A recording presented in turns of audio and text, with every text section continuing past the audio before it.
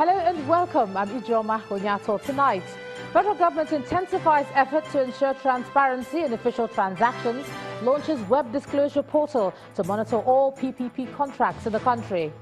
High Court sitting in Port Harcourt finds 5 policemen guilty of extrajudicial killing of 2 friends in the bush in Uyghur Council of River State. 5 South African police officers arraigned in court for allegedly robbing a Nigerian of $61,000 in 2015. And United Nations seeks focus on diplomatic efforts rather than rhetoric to resolve the North Korean nuclear crisis. On business news tonight, Organization of Petroleum Exporting Countries extends Nigeria's crude production limit exemption as meeting ends in Vienna, Austria. On sports news, Nigeria's men's basketball team, the Tigers, begin their place for China 20 FIBA World Cup in November. And from Abuja, Benue State Governor Samuel Otom calls for more assistance from the federal government and individuals over the floods that sacked 21 councils in the state.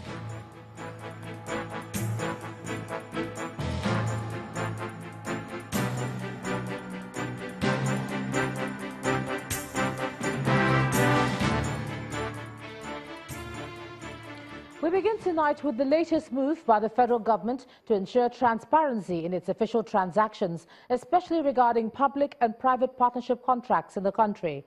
The Minister of State for Power, Works, Housing and Urban Development, Sulaiman Hassan, during the launch in Abuja, explained that the portal will also ensure prompt delivery of infrastructure projects. Nigeria currently has an infrastructure deficit of approximately $300 billion. With this reality in view, the federal government recently authorized the concession of 4 major airports across the country through public-private partnerships in a bid to address infrastructure deficits in the aviation sector. In this hall are government officials, private investors, and members of international organizations to launch a process that will facilitate the proper monitoring of projects. This administration is in support of the disclosure of projects information to Nigerians because these projects belongs to them. And the resources used to put these projects in place must be seen to have been efficiently used for the common good of our citizens. Words of affirmation from development partners continue to trail the federal government's landmark decision, with partners offering support in the provision of technical expertise and funding. Essentially, every Nigerian who has access to this portal, by just having an access to, becomes a PPP contract administrator. Compliance monitor. Anywhere you are, you can ask questions. You can, like, we're trying to do the airport concessions.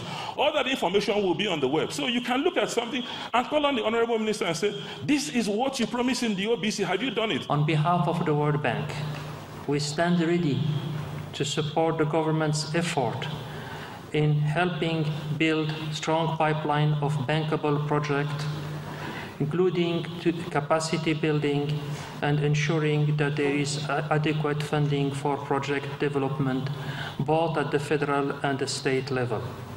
Nigeria's development challenges are enormous, but the potential of its people, their resilience, their entrepreneurship, among many other qualities, are able and will be able to address both the human and infrastructure gaps for a peaceful and prosperous Nigeria. The launch of the Public Disclosure Web portal now enables Nigerians to track all infrastructure development contracts awarded by the federal government. And outside Nigeria, 5 South African police officers have appeared in court today for allegedly robbing a Nigerian man of a sum of $61,000 in 2015. 4 of the accused have since been dismissed from service over the incident, but the state is currently prosecuting them following an investigation by the Independent Police Investigative Directorate. The complainant claims he had concluded a forex transaction prior to a business trip when he was arrested by the policeman, taken back into his hotel room where his money was allegedly confiscated, but it was not recorded at the Pretoria police station where he was detained for a night. The 5 former policemen stand accused of robbing the complainant, a Nigerian dealer in electronics, of $61,000 on the 16th of July 2015. The day's witness recognized 4 of the 5 accused persons and told the court her version of how events unfolded that day. She says an unverified but a large amount of money and a pack of SIM cards were taken from the complainant's hotel room along with him.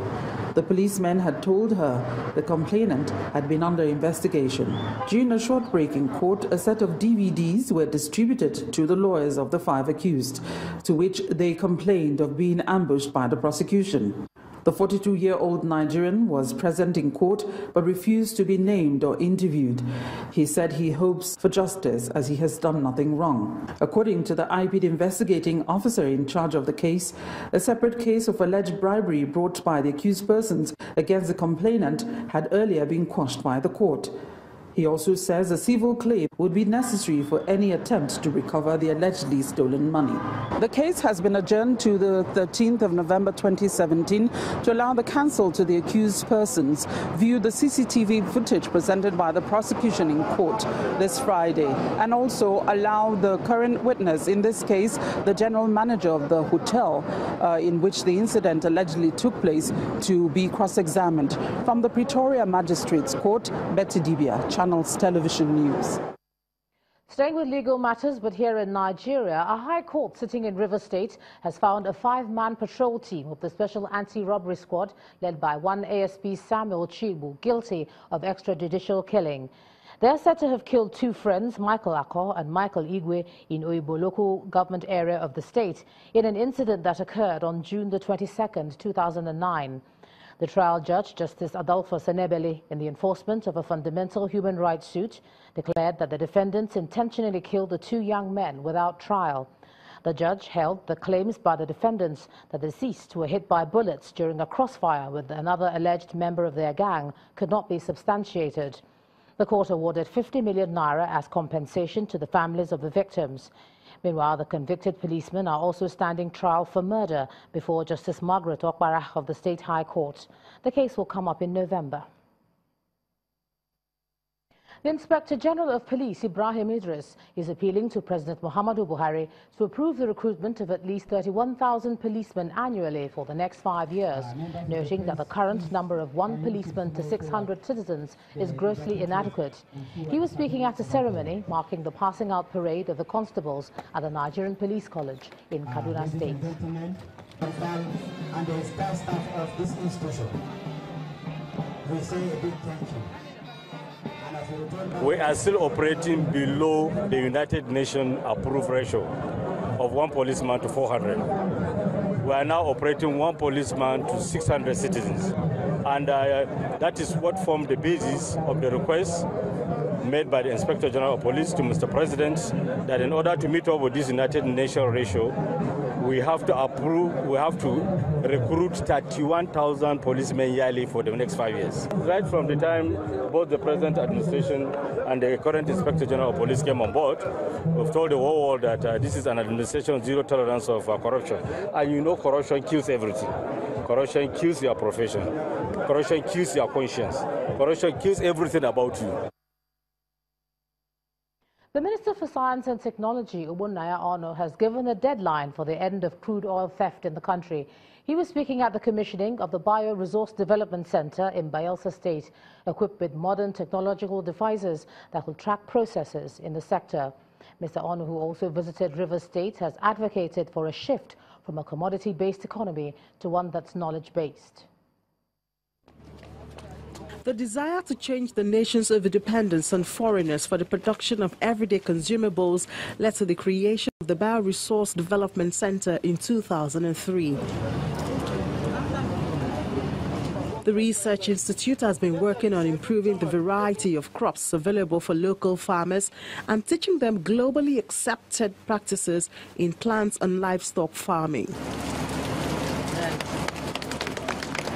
The Minister of Science and Technology takes a tour of the fully equipped laboratory and other facilities in the center. For me, Nigeria is changing, yes, and with this capacity here, we'll be able to do many things. I just gave them instruction now that by the end of the year, we should have fingerprinting of our crude oil, so that if anybody steals it, we will identify it.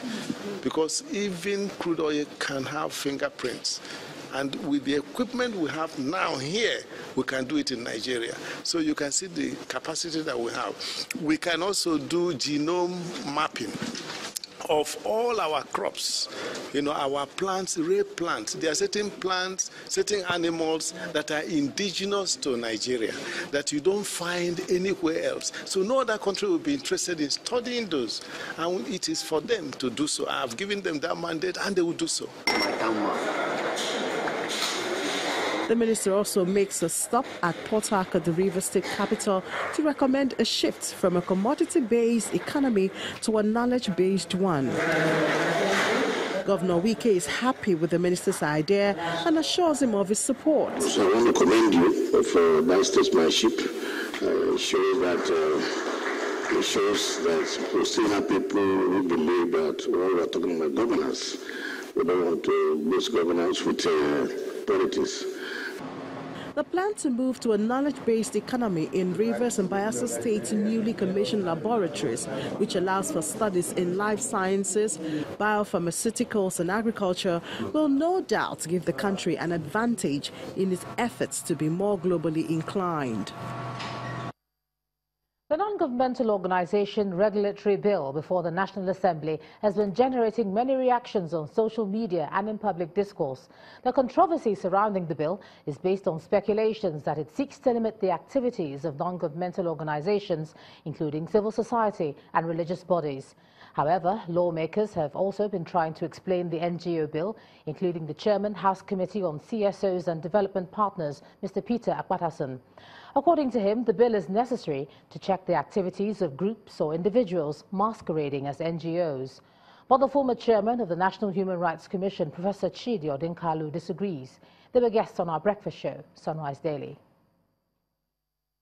The intent of this document is to, in the first place, provide something that looks like a clearinghouse for the activities of civil society organizations, registration and coordination and harmonization and all that, with a view to promoting transparency, accountability, local content, and also to prevent the unlikely event of some powers or individuals, locally or internationally, using NGOs to promote terrorist activities and also money laundering. In 2011, the federal government set up the Gaji-Galtimari panel into the insecurity in the Northeast. The Gaji-Galtimari panel reported in September 2011.